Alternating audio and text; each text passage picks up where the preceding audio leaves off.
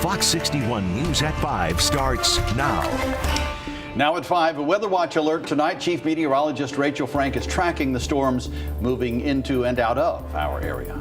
And a death in Derby under investigation tonight. The connection the case has to Jeffrey Epstein. Plus, a police sergeant out of a job tonight, what she's accused of doing during a traffic stop that got her fired. And the redacted affidavit used during the raid of former President Trump's home is made public. We're getting our first look. And we begin tonight with that weather watch alert. Thanks for joining us. I'm Brent Harden.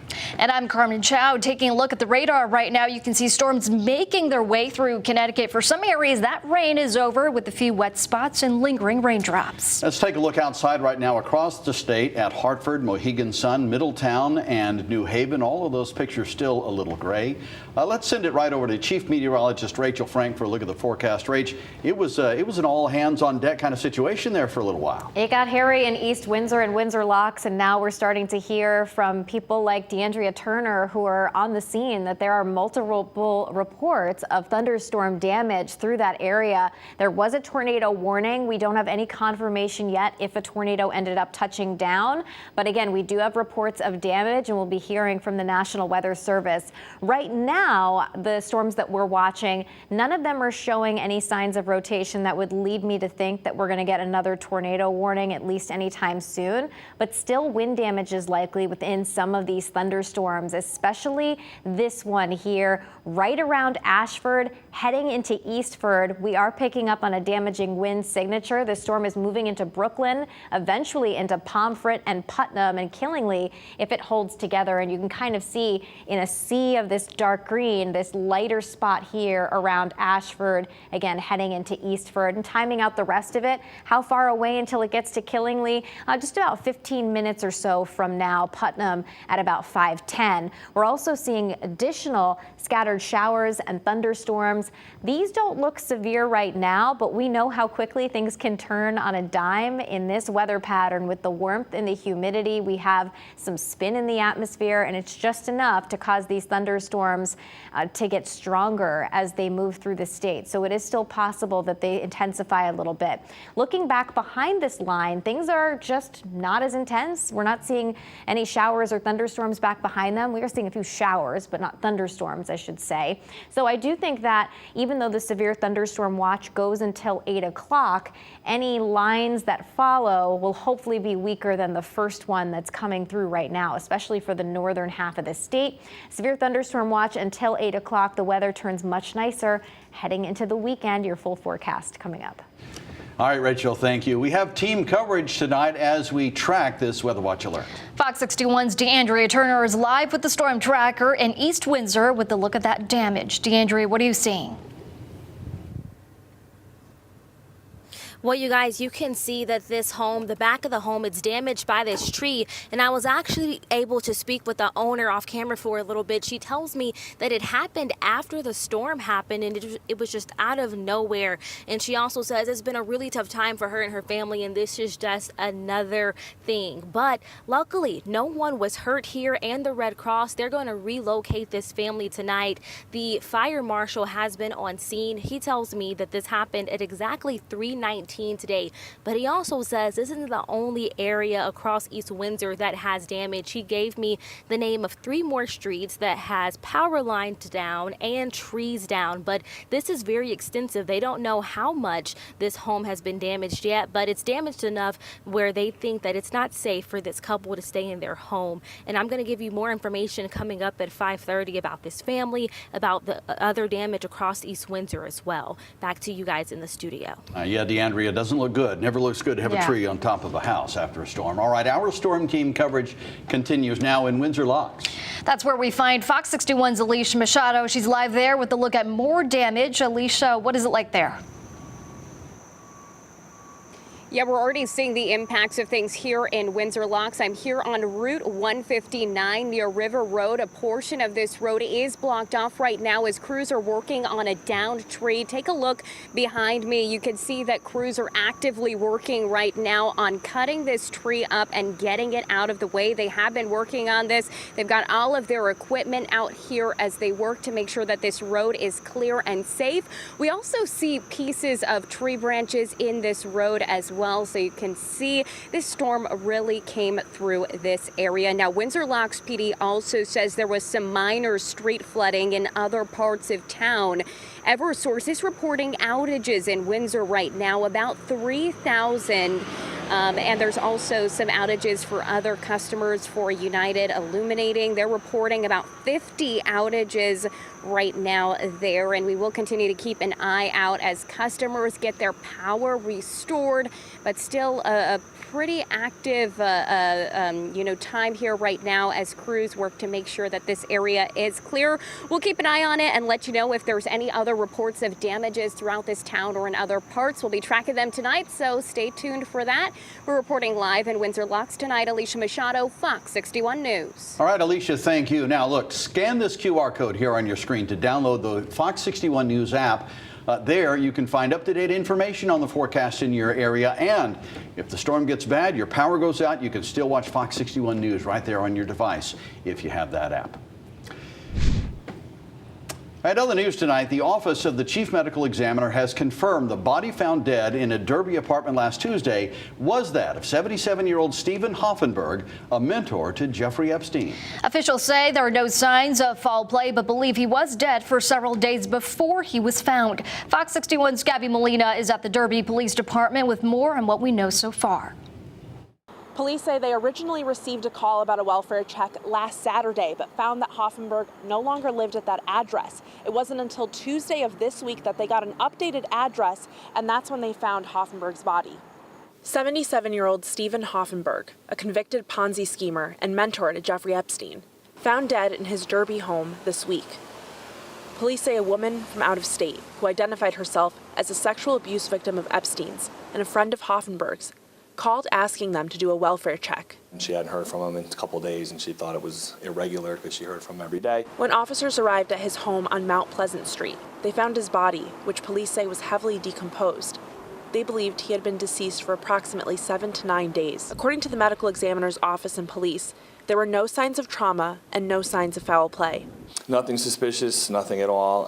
We'll do a timeline sort of follow-up just to kind of get, who was the last person to see him alive and so forth, but, it's pretty much routine from there. Hoffenberg was sentenced to 20 years in prison in 1997 after admitting to scamming thousands of investors out of $460 million. He was released in 2013. Hoffenberg claimed Epstein was behind the Ponzi scheme, but he was never charged. Epstein worked for Hoffenberg's company at the time officials said the scheme began. Neighbors said they had no idea that was who was living in the multifamily home, and that Hoffenberg often kept to himself. I just, as a rule, I say hi to people. And he would nod his head, but you could tell he did not want to chit-chat. And police say they had never been called there or had any issues with him. We had no records of him at all internally as any involvement with the police department. The medical examiner's office still has to do a toxicology report and has not yet released his cause of death. In Derby, Gabby Molina, Fox 61 News. All right, Gabby, thank you. The New Haven Board of Police Commissioners voted unanimously last night to fire a police sergeant who's been on paid leave since April. That suspension or firing came as a result of an internal affairs investigation into her encounter with a member of the public during a traffic stop. Fox 61's Tony Terzi joins us live from New Haven Police with more on this investigation. Tony? Carmen, Brent, good afternoon, everyone. Yes, allegedly, Sergeant Shayna Kendall, a 13-year veteran of the New Haven Police Department, didn't follow procedure, and then when she was interviewed, according to the IA report, she lied about it. So last night, the Board of Police Commissioners fired her on the recommendation of the chief. New Haven's Police Chief Carl Jacobson says the department must be one that does not undermine the public's trust, which he contends Sergeant Shayna Kendall did last year. We had a complaint in here that was mistreated, that was stopped, that the officer never identified herself, and then the subsequent investigation led to some inaccuracies and untruthfulness. The incident in question occurred in July of 2021 during a traffic stop after the complainant beeped her horn at Kendall, who failed to go when the light turned green.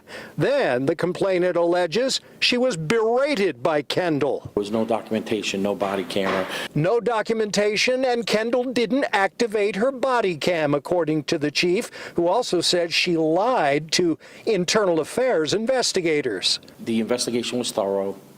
The officers took their time. They also gave Sergeant Kendall a follow-up interview to clear some things up, to which nothing was cleared up. Meaning Kendall stuck by her original story. The police union says they will appeal because of serious due process concerns and that the claims of Kendall being untruthful were weak. Untruthfulness is untruthfulness. I believe that if you look at Sergeant Kendall's past history with this police department, there were some bright spots, but there was some also red flags. A New Haven Civilian Review Board recommended severe discipline for Kendall, up to and potentially including termination. But it's my job to hold the officers accountable, and it's my job to show the community that we're going to hold the officers accountable. My message to the officers is put your body cameras on. And if you have your body cameras on, the whole point of them is to, make sure that there are no cloudy pictures, he said, she said, which wasn't the case here. By the way, the chief said it appears this was a case of road rage on Kendall's part. We're live here in New Haven. Tony Terzi, Fox 61 News. Tony, thank you. New at 5, an update in the legal challenge of Bridgeport's 127th District Democrat primary election. And today, State House candidate Marcus Brown's attorney met with state lawyers in court to discuss Brown's claims that election officials mishandled the recount of his race. Fox 61's political reporter Emma Wolforth listened in on this hearing and brings us more. Emma?